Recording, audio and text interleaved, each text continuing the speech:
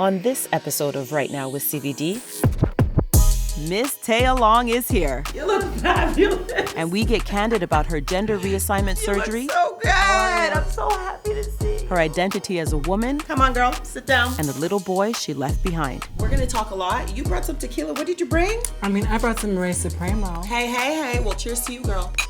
This is Becoming Taya. This video contains images that may be disturbing to some viewers. Viewer discretion is advised. So Taya, you're a transgender woman. You recently went through gender reassignment surgery. Now, there are a lot of transgender women who go through their whole lives without going through with the surgery. Why was that step so important for you? Because at a young age, I realized that living biologically male with that I like to call appendage did not represent who I was. And also moving forward in my life, I did not see that part of myself in my future. And did you feel that it was necessary for you to be your true self, to be your true Taya? Is that why you wanted to go through with that? Yes, and I also don't know what I will look like or what I will be like in the next coming years. I just know what felt right in the moment, and it was a decision that I knew was going to better me in the future, but I definitely could not live one more second how I was, and I understand that a lot of people don't feel the need to have that surgery, and the other message that comes along with that is that being a transgender woman, it doesn't make you any less or more of a woman because you've had gender confirmation surgeries, and a lot of transgender women, gender confirmation surgeries are out of reach, and so that's not even something that they are able to grasp or even think about having. So it's another conversation which needs to be had, that I don't only want people to accept trans people who fit the mold. I want people to accept all trans people, and some trans people don't have access to things like makeup or like a washroom. So that's the bigger message, is that I'm not any more a woman than that woman. Okay, well, you are very clear on that. Well, listen, that decision to even go through what you've been through is not something that happens overnight. It was a process. You had to go to therapy. So walk us through that period in your life. So when I started my transition, I did find out that I had to seek professional help. And so when I had first started seeing my first therapist, we didn't really connect in the way that I wanted to. And I kind of didn't have that safe feeling with a therapist or with this specific therapist. And something that people should know is you should not be seeing a therapist if you do not 100% trust your therapist. And that goes for any type of issue that you're having in life. Right? Because you will not be able shopping. You will not be able to open up to this person, absolutely. and you're starting a relationship with them. Youth need to have access to actual professionals that have their best interests at heart, because there are people out there that are taking advantage of people who need the system in order to get these things. So this person knows that I can dangle your transition in front of you for as long as I need to, and you're gonna keep coming back. So my first therapist that I went to, it didn't really work out for me, and I actually ended up losing a year of my transition. So you'd say that that's an important step. Make sure you go to the right therapist, you're seeing the right person 100%. that will guide you exactly where you need to go. Okay. I ended up finding a group of therapists that actually dedicate their practice to giving back to the community. So I was able to find therapy at reasonable prices at that age especially, and I was able to actually go through with multiple therapy sessions, and then eventually I got my hormones and my letters of recommendation for the surgery. Was there ever a moment of doubt? There was never a moment of doubt. Well, you hesitated even on that answer. Because I can remember when they're lying you down on the table and they're strapping you down, and doctors are coming at you from The anxiety is building. every multiple angle, and then this thing that you thought was out of reach for your whole life is actually happening like right now. So it wasn't kind of doubt, it was more like, oh my God, this is happening right now, and like a rush of emotions. But then I just relaxed, and then the rest is history. And you woke up and you were okay. And I woke up and I was Who fantastic. was there for you when you woke up? Was it your mom? My mom was there, and a couple of friends and family was there. Did you feel good? Did you wake up and it was like you felt like you were there because you had your village around you? Honestly, it was amazing. I had the best recovery, Nice. and it was like I had like 40 people visit me at the hospital. They said they had never seen someone have that many visitors. Did you have a moment of tears of joy? I had I had tears of joy, but I had most of my tears of joy actually before. Okay. Afterwards, it was just, I felt like myself. Like people ask me like, how different does it feel? It's more like I went most of my life not feeling like myself, and now I feel normal. Well, listen, you started your life on this earth as Tyson. You are now Taya. So I want you to take me back to who Tyson was. Tell me about that little boy. Oh God. Tyson was a shit disturber. A troublemaker. Okay. Always getting into trouble.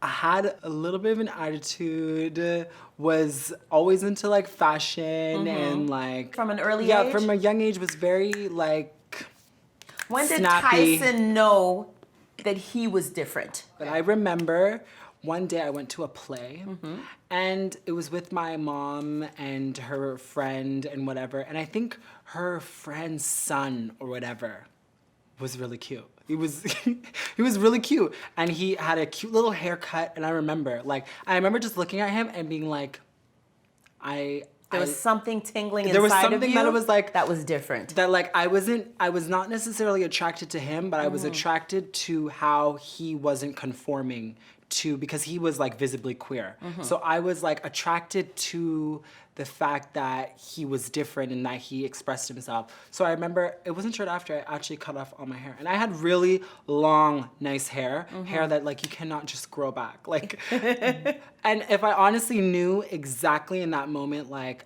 I was a girl, let's say back then, I wouldn't have cut all my hair off. But I remember So you didn't know. So you didn't know. You So, knew yeah, you so were I went different, but into- you didn't know you were a female at that point. No. This is how old were you, by the way? So I was like, this is like 10. And you didn't know yet at that age, at 10 years old. So no, I did not know, but from the beginning of time, I was wearing my mom's clothes, Okay. wearing her makeup, dressing up, Okay. putting on fake press-on nails. I mean, I showed all the signs, but I'm still a child. Yes. So, I mean, I didn't have people around me that necessarily were educated on that kind of stuff. So I would say maybe they missed the signs, but my mom was... Well, let's not also forget that you come from a black background. Exactly. So Right? that's a whole other we all conversation. know- yeah, that's a whole other conversation. And just to have your family accept you just for being a black It's big. transgender woman is already huge. big. So what were your darkest moments growing up? I feel like I'm kind of living in the darkest moment. And as much as like, How so? now we're in the time of transgender people having all this visibility, but at the same time, along with all this visibility, there's been a lot of backlash. Discrimination. Discrimination, murders. Like in 2019, 23 trans women in the United States were killed from being transgender. And these were women of color, trans women of color. So I feel like as much as it's both a great time, it's also a bad time. So it makes me sad that today you would say you're still living your darkest moments. Because I'm lucky enough to say that I didn't have a crazy traumatic childhood, or my transition wasn't like crazy traumatic for me, and that I've also been not good with, but I've experienced discrimination, but it hasn't been anything that's like I've never been attacked or like, you know what I mean? So far up to today, what I've had to deal with, I wouldn't say like, oh, there was this really dark More like period. people hurting you with words. Right? And then I don't give them the power to where the words are really hurting me. But at the same time, I'm not gonna say it doesn't get better, because it does get better. Yeah. But at the same time, it's like you get better at dealing. And so here you are today and you're still feeling a little bit discriminated against, obviously. And how are you dealing with that? One smile at a time. I feel like people have yet to fully understand trans people. And it's coming. I mean, it's going to happen. But I feel like the first thing that they need to understand is that we're exactly the same. It's like we have more in common than indifferent. And that, I don't know how else to say that we're more like you than you think. Love it. Is it difficult for you to go on dates? Do you right away have to tell someone you're dating that you are trans? I'm actually like working out when's the optimal time to disclose that information. I've realized that there's There's never an amazing time. It's no matter what, it's gonna come with, you tell them too soon, they might write you off and they might not even like give it a second thought. You tell them too late, they'll feel like you're tricking them. Like there's so much. Has there ever been a time when it was strictly online, through messaging, and then you meet up in person and they're like, you didn't tell me? Never. Never. You always, okay, so you always get to the point where you open up and you're honest. The big thing with that is safety. And I Right. think that everybody should be disclosing detrimental information if they feel like it could jeopardize their safety. Absolutely. And I feel like a lot of trans youth are forgetting that step. And sometimes when you're young, when you're before puberty or whatever, sometimes like, you know, you very much look like the gender that you are dressing up as. And so they might end up going and meeting someone who had no idea, and then afterwards putting themselves in a very dangerous situation where that person might not react well, or that person may get violent. So a lot of men have the pressure of society and are very much willing to protect their masculinity and their manhood at any cost. And sometimes that means. Wow. One of the most interesting things that you and I talked about is the fascination or with people wanting to see your vagina or people finding out, are you having sex now that you're a transgender woman that has gone through the surgery? So what is this fascination or this obsession? Where is it coming from?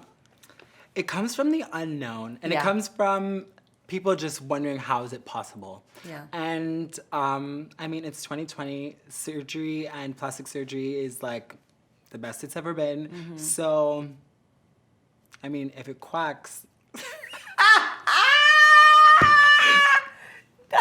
I'm dead. So everything is functioning just fine. Everything's functioning Perfect. just fine. Okay, good. So we don't have to go into more details about that. You say you're still transitioning, you're a work in progress. There's still much more that you want to do. What does that mean? So I have made it this far in my transition, what you see today. But I don't believe that I'm finished. I'm a work in progress, and there are other goals I have in my transition. But the thing that I want people to know while following their transition is to not base their happiness on a finished result, and not to be like, I'm gonna be so happy after I have this surgery, or I'm gonna be so happy when I'm here.